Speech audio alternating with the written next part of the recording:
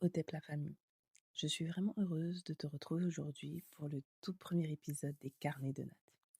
J'avais envie de créer cet espace parce que très souvent, on me connaît à travers mes vidéos, mes bains, mes guidances, mes rituels ou encore les conseils que je partage sur les réseaux sociaux. Mais j'avais aussi envie de te montrer une autre facette de moi, une facette plus intime, plus simple, sans filtre. Alors ok, je suis pas à mon premier essai de podcast et là je te promets que je serai assidue. Dans ces épisodes, je ne vais pas t'enseigner un rituel ou te parler d'une plante. Je vais simplement te partager ce que la vie est en train de m'apprendre.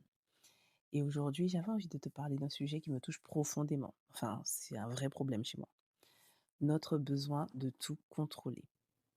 Pendant très longtemps, j'ai cru que la réussite dépendait uniquement de mes efforts. Je pensais que si je travaillais plus que les autres, si je faisais toujours plus, si je ne m'arrêtais jamais, alors tout finirait par fonctionner.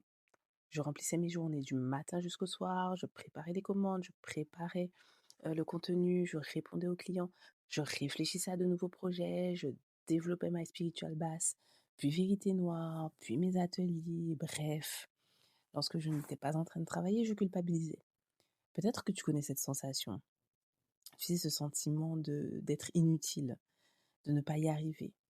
Tu t'assois sur ton canapé, mais au lieu de profiter du moment, tu penses déjà à ce que tu devrais être en train de faire. Tout le temps cette impression de perdre ton temps. Tu regardes un film, mais ton cerveau continue de travailler. Tu prends une journée de repos, mais tu as l'impression d'être en retard. J'ai vécu ça pendant longtemps et parfois, je le vis encore. Et puis un dimanche, il y a quelques semaines, quelque chose s'est passé. Je suis allée au sport comme tous les matins. En rentrant, j'ai nettoyé la maison, j'ai préparé mon repas du dimanche, tu sais comment c'est sacré. Et pour la première fois depuis très longtemps, je me suis autorisée à faire quelque chose qui ne servait absolument à rien d'un point de vue professionnel. Je me suis installée tranquillement pour regarder un film et pourquoi pas après faire une sieste. Et tu sais quoi?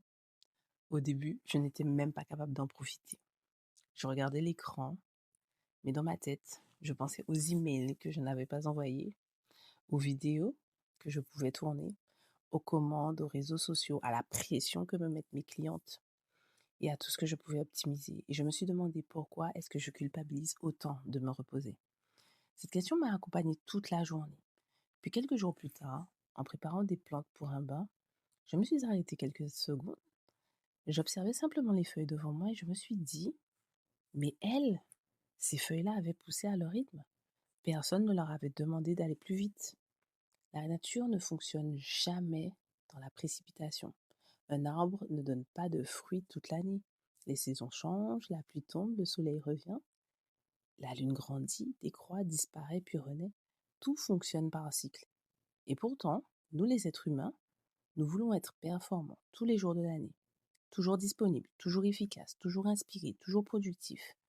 Nous refusons parfois même de respecter notre rythme.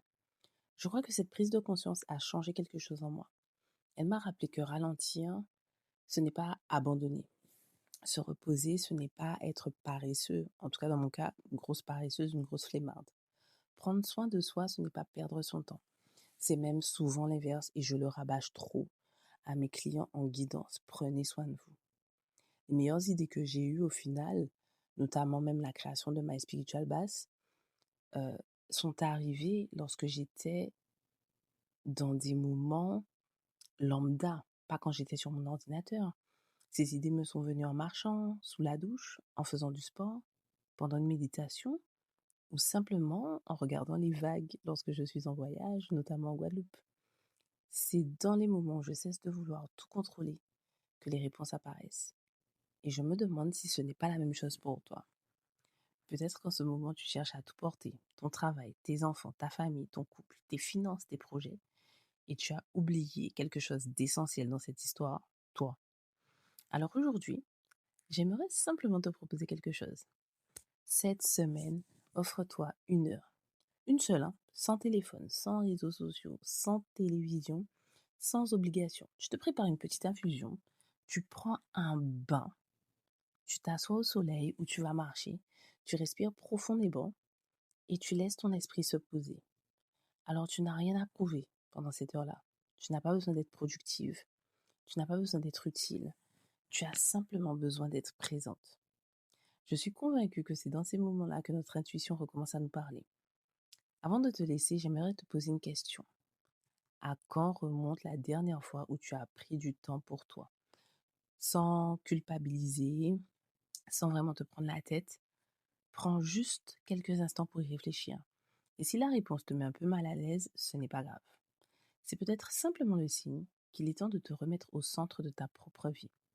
Alors merci d'avoir partagé ce moment avec moi. J'espère que ce premier épisode des carnets de Nat t'aura fait du bien. On se retrouve nous très bientôt pour un nouveau chapitre de ce journal audio. Et en attendant, prends soin de ton énergie, prends soin de ton cœur. Et n'oublie jamais que les plus belles transformations commencent souvent par un instant de calme. À très vite.